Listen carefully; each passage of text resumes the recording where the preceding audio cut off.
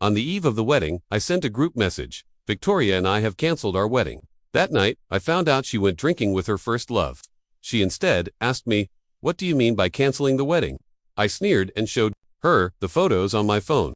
When Victoria saw the photos, her brows furrowed and a flash of panic crossed her eyes. Who are you to control me? We aren't married yet. Who I see is my freedom." I clenched my fists, suppressing the anger in my heart. If you want freedom, you'll have it completely from now on. A small episode occurred a week before the wedding. While accompanying Victoria to try on her wedding dress, I ran into my first love, Elizabeth, at the bridal shop.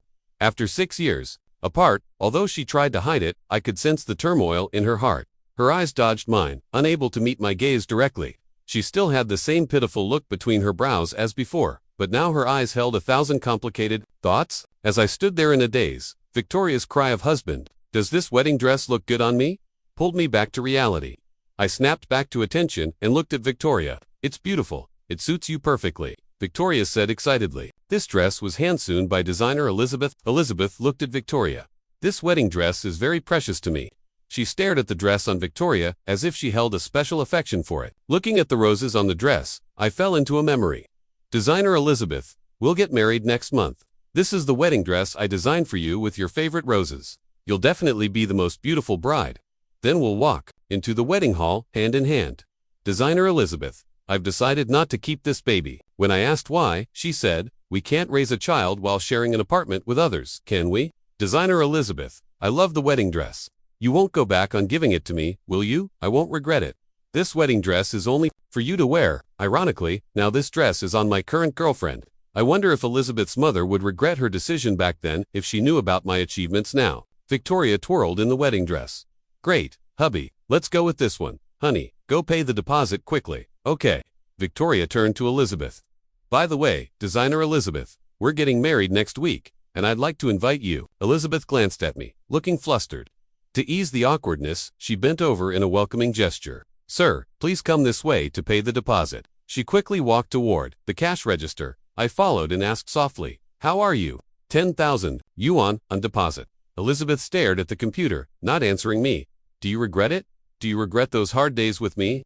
I pressed on. This had always been a knot in my heart. Back then, her mother looked down on me for being poor and knelt before me, begging me to leave Elizabeth. Elizabeth also rejected my proposal because of my financial situation. I'd spent years trying to prove myself. "Sir, here's your receipt." I took the receipt and looked at the words on it, completely broken. I burst into tears. Victoria's voice snapped me back to reality. "Hubby, are you done?" I hastily wiped away my tears and quietly put the receipt in my pocket. "Let's go, honey." After walking a few steps, Victoria turned back. "Designer Elizabeth, remember to come to our wedding." As Victoria led me out by the hand, the shop assistants chimed in unison with blessings. "May the newlyweds be happy for 100 years and united in heart forever." Among them was a choked sound. I looked back at Elizabeth and saw a tear fall. From her eye, it was time to let go of the past. I had just gotten my answer and untied the knot in my heart. Now I had someone more worthy of cherishing. In the blink of an eye, it was the day of my wedding with Victoria. I rehearsed the wedding process repeatedly in my mind. I called the wedding planner to confirm once again that all arrangements were in place. To give her a perfect wedding, I rented 12 Maybachs as the bridal convoy and hired the city's most renowned wedding planner to organize the event. Everything was ready, just waiting for tomorrow to fetch my most beautiful bride. However, a set of photos sent by my best friend plunged my heart into the abyss. The man sitting with Victoria, drinking, was her first love, Ethan. I zoomed in on the photos again and again, my heart trembling. The love in their eyes was impossible to hide. I covered my chest with my left hand and swiped the screen with my right until I saw the last photo. My heart was torn apart. They were hugging and kissing passionately. I zoomed in, clearly seeing their tongues intertwined. I didn't know why I had to zoom in and look so closely. I felt weak all over and collapsed onto the sofa. What was this? Was she trying to make up for regrets with her first love before the wedding? Anger and heartache intertwined, and I lost my reason. I stood up, ready to catch them in the act. But when I reached the door, I stopped and stepped back. I took a deep breath. There was no need to embarrass myself. In the end, it would only become common knowledge that I was cheated on, and I'd be the fool. I took out my phone and typed a message. "Tomorrow's wedding between me and Victoria is cancelled. From now on, we'll go our separate ways in marriage." After sending it to friends and family, I informed the wedding planner to cancel the wedding, taking full responsibility. For all losses, my phone kept ringing, but I didn't want to respond to anyone. I lit a cigarette, its light flickering on and off as the air in the dim room grew heavy. The phone screen lit up. It was my mother calling. I answered. Gabriel, did you and Victoria fight? It's normal for young couples to bicker. You shouldn't cancel the wedding. I tried to stay calm. Mom, Victoria, she didn't know how to continue. My emotions suddenly collapsed, and I couldn't make a sound. My father took the phone, hearing the change in my voice. Be a man. Don't act like you're about to die. The sky isn't falling. At most, half of it is. Stop crying. You're embarrassing yourself. My father cared deeply about Face. With this sudden cancellation, relatives would surely gossip. Yet, he still comforted me, which made me feel better. Just after hanging up, Victoria's mother called. I hung up immediately and sent her the photo of Victoria kissing Ethan at 1 a.m. Victoria was dragged back by her mother, reeking of alcohol as she stumbled into our bridal suite. On the eve of our wedding, she'd gone drinking with her first love. Under the influence of alcohol, who knew what had happened? My mind conjured up countless images. I was the type to overthink, always imagining the worst in even trivial situations. For example, while sitting in a car, I'd picture car accidents, hospital scenes, and moments of unspoken goodbyes, wondering if people feel regret in their final moments. I didn't know if this was a disorder. As soon as Victoria entered, she demanded, "What do you mean by canceling the wedding?" I didn't speak, just showed her the photos of her and Ethan drinking together.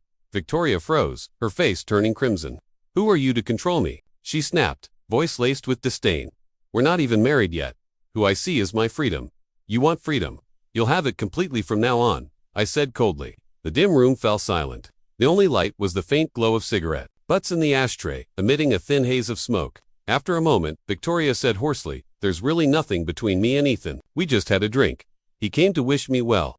I admit we used to be together, but that's all in the past. You're the only one in my heart." I laughed bitterly. "The only one in your heart?" I pulled up the photo of their kiss. "You kissed so passionately. How dare you say I'm the only one? Were you planning to go to a hotel next?" Victoria's eyes widened. "Gabriel, can you stop being so petty?" I opened my mouth but couldn't find the words. She continued, "Just send a message to resume the wedding tomorrow. I'll pretend nothing happened." I was furious. My worldview shattered. Was this a moral collapse or a distortion of human nature? Pretend nothing happened. How could she say that with a straight face? I didn't have the ability to tolerate her betrayal. "Gabriel, you have to believe me. I didn't do anything to betray you." Gritting my teeth, I said, "Do you think as long as you didn't sleep together, it's not betrayal?" Victoria suddenly fell silent, gazing at me affectionately. She stepped forward to hug me, but the memory of her tongue kissing Ethan made me sick. I pushed her away violently. "Don't touch me. You're disgusting." Victoria clenched her jaw. "Gabriel, don't regret this. If I walk out this door, you'll lose me for good. Get out." I roared, my anger finally exploding. She turned and slammed the door behind her. Every time we fought, she did this. In the past, I'd immediately chase after her, apologize first, no matter who was wrong, and coax her. But I was tired. My heart ached, and I suddenly felt icy cold, trembling all over. It turned out that extreme emotional collapse could make you physically ill. I had a fever, my body shivering with chills, my mind clouded by the high temperature. It was raining outside, and I didn't have the strength to get out of bed. In my daze, I dialed a number. "Hello, I'm sick.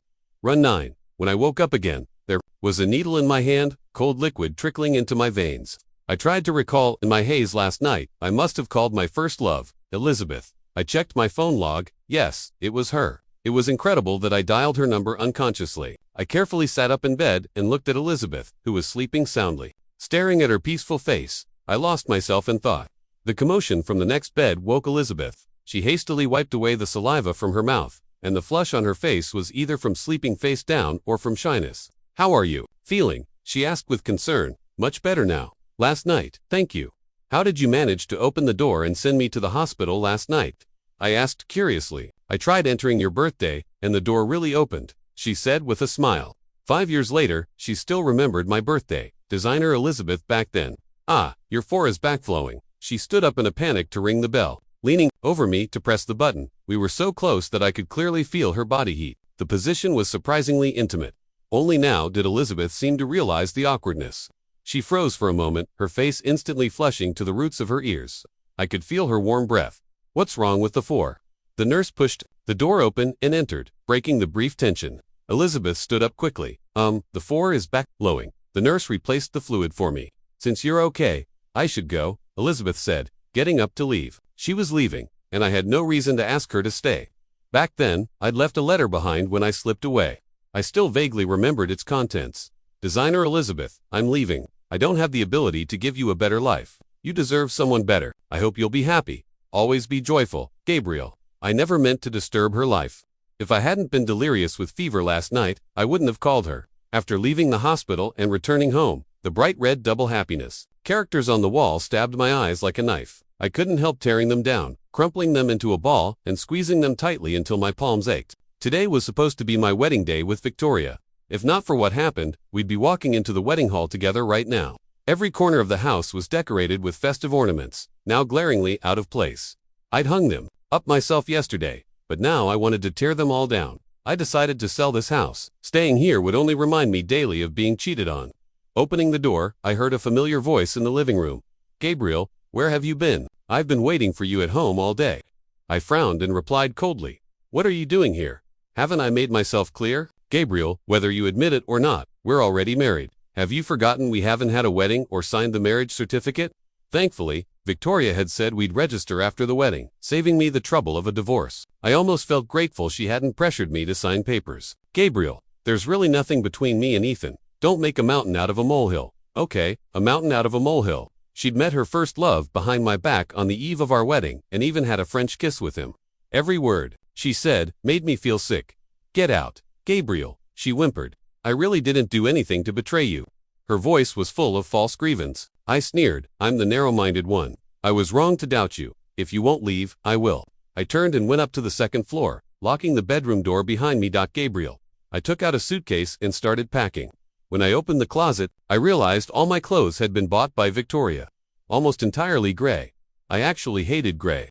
Only yesterday, when looking at photos, did I notice Ethan was wearing gray too. Maybe she didn't even realize she'd been dressing me like her ex. I didn't take a single gray item. After packing, I sat by the window and thought for a long time about the 5 years with Victoria. I'd given her everything she wanted, spoiled her, and protected her. I remembered when I had a car accident and was laid up with a broken foot. Victoria had stayed by my side day and night. Gabriel, she'd said, if you have to amputate, I'll take care of you for the rest of my life. She'd cooked for me, bathed me, wheeled me out for walks, and helped me recover. Back then, she'd truly loved me. When had she changed? As I finished a cigarette, I pulled my suitcase out of the bedroom. Victoria was still sitting on the sofa downstairs. When she saw me, she panicked. Gabriel, I'm sorry. Okay. Tears streamed down her face. She grabbed the handle of my suitcase.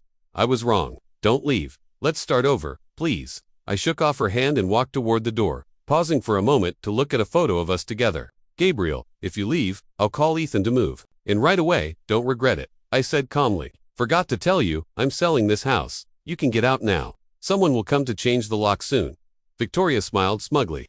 I have the property deed. You can't sell the house. Was she stupid, or did she think I was? Property deeds could be reissued even if it was a hassle. If she wanted to keep hurting me, I'd have no mercy left. I accepted a transfer to run the company's branch in Shanghai. Headquarters had asked me multiple times before, but I'd refused for Victoria's sake. This time, I volunteered.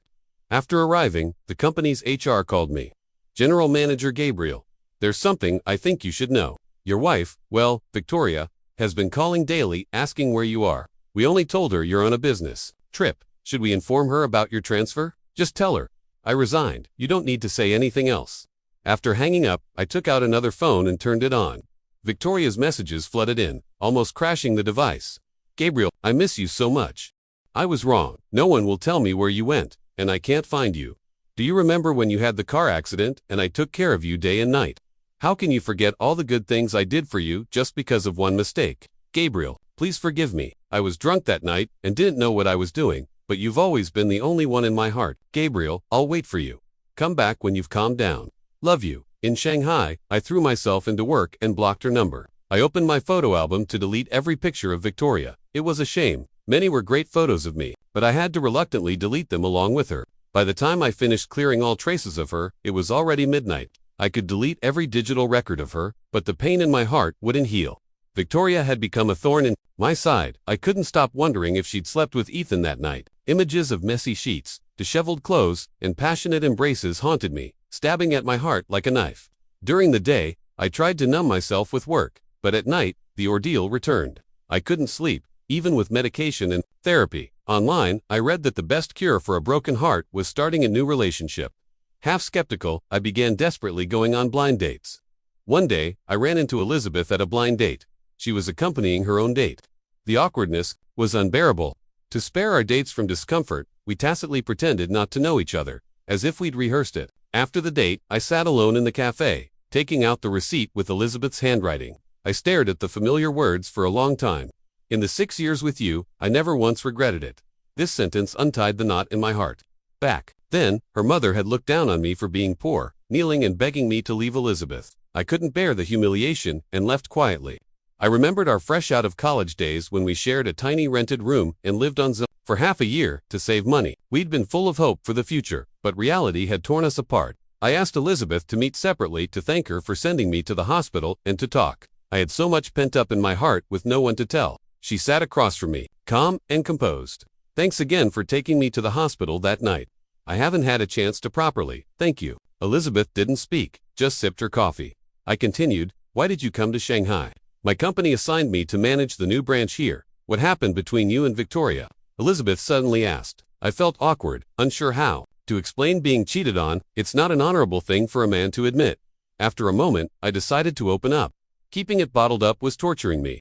Victoria's first love came back. So, Elizabeth didn't press further. How about you? How's life now? I'm single, raising a child. My heart skipped a beat. She was divorced and single, too. Gabriel, actually, the child. Just then, my secretary called.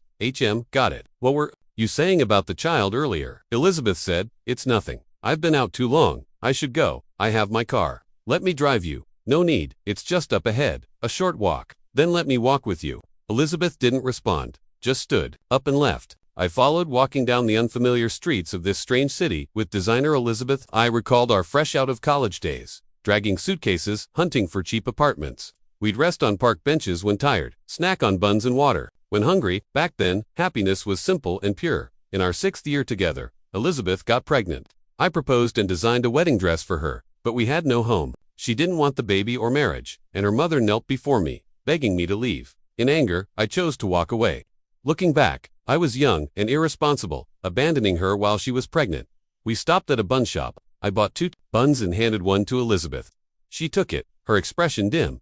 I haven't eaten buns since you left, she said. I took a small bite, instantly transported back to our shared room. Elizabeth had once said, when we're rich, we'll drive a luxury car and feast on gourmet food. Then I'll buy a top-of-the-line Maybach and we'll eat Zilongbo in it. I'd replied. She'd laughed brightly, eating Zilongbo in a luxury car. Yeah, for the rest of our lives. We'd promised a lifetime of Zilongbao, but I'd fled her mother's humiliation. If I'd stayed and faced it together, maybe our story would have been different. Shaking off the memories, I asked, good, but the taste is different. I looked at her earnestly. Can we start over? She avoided my gaze. I'm here. Bye. She trotted into the store. I wanted to slap myself for being too hasty, but I'd made up my mind. That night, I slept soundly for the first time in ages. The next morning, an unknown number woke me. I ignored it, but it called again. Gabriel, why did you block me? I'm sick. Diagnosed with depression. I miss you so much. Come back, Victoria's voice wailed. I stayed silent, ready to hang up, but her next words stunned me. You're so heartless. Pay me back for 5 years of my youth. 1 million yuan should cover it. You have to compensate me. I hung up and blocked her, tossing the irritation aside. Opening WeChat, I searched for designer Elizabeth. Loves to smile. Her nickname from 6 years ago. Her latest post caught my eye. Can't sleep. What to do? With a photo of her holding a bun. Comments from mutual friends poured in. Hungry. Didn't you say you hate buns? Something's up. Spill. What did this mean? I was clueless in our chat window. 1 typed and deleted messages. Insomnia last night. 2 strange. Delete. Free today. Afternoon. 2 direct. Delete. Can we start over? Rushed. Delete. Staring at her familiar profile picture, I froze. What if she didn't feel the same? What if I scared her? Before I could decide, my friend dropped bombshell news. Victoria's hit rock bottom. After you left, she searched for you. When she realized it was over, she hooked up with Ethan. It doesn't matter to me anymore. He continued. They married and held a wedding within days. Ethan swindled her dowry for investments and vanished. She brought it on herself. The drama didn't end there. After Ethan disappeared, loan sharks chased Victoria for debts he'd owed, 1 million in gambling loans. They threatened to send her to a nightclub if she couldn't pay, so she sold her parents' house. No wonder she demanded 1 million. She was desperate, but I wasn't her ATM, my friend added. She called the police. and Ethan got arrested for fraud and bigamy. Now, her story felt like gossip about a stranger. Amusing but irrelevant. I finally messaged Elizabeth, but she didn't reply. Glancing at the clock, 6 p.m. Was she standing me up? I stared out the window, about to leave, when I saw her across the street. She was dressed up, in a white dress, long hair cascading, elegant as ever. What would you like to drink? I asked the waiter. Just water, please. Sorry, I was late picking up the kid. It's okay. I just arrived. Is the child being looked after? My colleague is watching him at the shop. Awkward silence. Elizabeth sipped her water. Are you free for dinner tonight? I need to go home to my child. You can bring him along. She hesitated. Is that okay? I know a great steak place. She nodded slightly. Okay. When she emerged with a little boy, I did a double take. Something about him seemed familiar. I opened the back seat door. The boy stared at me with clear eyes. Mom, he's Daddy. Elizabeth panicked, covering his mouth. Sorry, he's just confused. Don't mind, ... Double quotes. The boy pulled her hand away. Mom's lying. He is Daddy. I saw your photos in the drawer. Elizabeth flushed, hurrying him into the car. I brushed it off. Kids often mistake strangers for parents. At the restaurant, we chose a quiet booth. While Elizabeth went to the restroom, the boy stared at me. You look just like my dad, he said. I smiled. Really? He pulled out a photo from his bag. See, this is my dad. Mom says he's far away, but I'll meet him when I'm older. I stared at the crumpled photo, stunned. It was me in the picture. I pulled the little boy into my arms. What's your name? I'm Levi, 5 years old. Levi, 5 years old. The surname and age matched perfectly. Before I could process this, Elizabeth emerged from the restroom. Levi, there's a play area over there. Why don't you go play? The boy bounced off happily at the mention of toys. About the child's father, I began. Yes, he's your son. I was speechless. The news hit too suddenly. I needed time to absorb it. I looked at Levi, now happily playing. He was really my son. Recovering from shock, I asked, you didn't want the baby back then? After you left, I changed my mind. I decided to keep him, she said quietly. All these years she'd raised him alone, enduring gossip. It hadn't been easy. Elizabeth, why didn't you tell me sooner? You chose to leave. I respected that, and didn't want to interfere, she said, her voice dropping. She turned to call the child. Taking a deep breath, she said gently, Levi, come say, Dad, he's the daddy you've been wanting to meet. The boy's watery eyes looked up at me. Biba, he whispered shyly. Hearing Dad for the first time, I froze. A flood of indescribable emotions surged through me. Mom, I have a daddy now. Can he live with us? Elizabeth blushed awkwardly, explaining, Daddy is busy and can't stay with us yet. Looking at his expectant gaze, my heart ached. Levi, be good. Daddy will take you out to play when he has time. After dinner, the boy ran off to play again. Elizabeth, let's start over. Let me take care of you and the baby from now on. Tears welled in Elizabeth's eyes. I wrapped my arms around her, and she sobbed into my chest as if releasing years of pain and hardship. I held her tightly, overwhelmed with guilt and a silent vow. We fell in love again. Every day, we dated, talked, and cherished each other's company. Looking back, the old wounds no longer hurt as deeply. They'd become part of my story, making me treasure what I had now. As I held Elizabeth's hands, I said, I bought a house. Should we move in together soon? She stared at me, startled and flustered. Elizabeth, will you marry me? She widened her eyes. Who proposes like this? Is that a yes or? She huffed. No flowers, no ring. It doesn't count. Then I'll go buy them now. I turned to leave, but she pulled me back. Come back, she said. I was kidding. I tugged her closer to forcefully. She stumbled into my chest. Her breath hitched. I felt her body warm, her heart racing. She pulled away, but I couldn't contain the butterflies. Want to check out the house? The bedroom's big. You're naughty, she said, blushing. Our little family was happy until one person disrupted the peace. Victoria somehow learned I'd moved to Shanghai. One weekend, as I took Levi to an amusement park with Elizabeth and Gabriel, I turned to see Victoria rushing over and hugging me tightly. Elizabeth, returning with milk tea, froze. Victoria noticed her. Designer Elizabeth. Elizabeth panicked. Daddy, who's this pretty auntie? Why is she hugging you? Levi asked. Victoria looked at the child, then at me and Elizabeth, eyes widening. You too. I turned to Elizabeth. Take Levi over there and wait for me. Confusion flickered in Victoria's eyes, beyond her understanding. What do you want now? I asked coldly. She stared at Elizabeth in the distance. Aren't you going to explain? Explain what? She stepped back, eyes blazing. I knew it. You were flirting at the bridal shop. That kid must be 5. We were together 5 years, and you were lying to me the whole time. Victoria grew hysterical. You broke up with me for her, didn't you? Meeting Ethan was just an excuse. You called me disgusting. but she's no better. You've been cheating with her and had a kid. She screamed. People in the dark always assume others are as petty. I snapped. Not everyone is like you, Victoria. I never wronged you in all those years. She laughed mockingly, pointing at Elizabeth. Haha. Her laughter choked with tears. She clearly didn't believe me, convinced we'd cheated. Arguing was pointless, her hair messy, makeup smudged. She looked haggard. Come back, please, I have nothing left. Then, as if resolved, she said, I don't care about the kid. If you can't leave her, I'll let you keep her on the side, just come back. I laughed in disbelief. Victoria, I'm disappointed. We're done. Let's end this civilly. You're so heartless, Gabriel, you'll regret this. I'll make sure you never forget me. Her mood was volatile, dangerous. Victoria, what are you doing? Suddenly, she climbed over the railing to the edge of a high platform, one foot dangling in the air. Get back here. It's dangerous. I frowned, heart pounding. She turned, pale-faced. You've been lying to me all these years, I've explained. Stop imagining things. Come back, I urged. Elizabeth had run over without my noticing. Honey, go pay. The deposit, Victoria mimicked, staring at Elizabeth. She laughed bitterly. I was so stupid. Tears mixed with laughter. Haha, she glanced at me, closed her eyes, and fell backward. No, Elizabeth stood frozen, trembling. Elizabeth, it's okay. Go check on Levi, I said, racing to the platform's base, praying silently. If anything happened, Elizabeth would blame herself forever.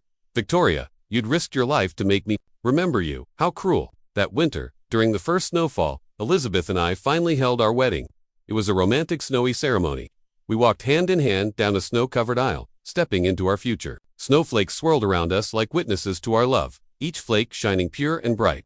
Elizabeth wore a white wedding dress with her favorite roses, standing in the snow like a fairy. Her smile was brighter than ever, eyes full of happiness and hope. I held her hand tightly, feeling warm and secure. I want to spend every season with her. I vowed to love her forever. In the corner, I saw Victoria. After her suicide attempt, she seemed to have let go. That near-death experience had taught her to move on. She approached slowly, smiling.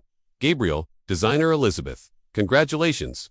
Elizabeth linked arms with me, smiling at Victoria. Thank you, Victoria. I hope you find your happiness soon. Victoria nodded. I will. As she turned to leave, I saw her shoulders shaking in the cold.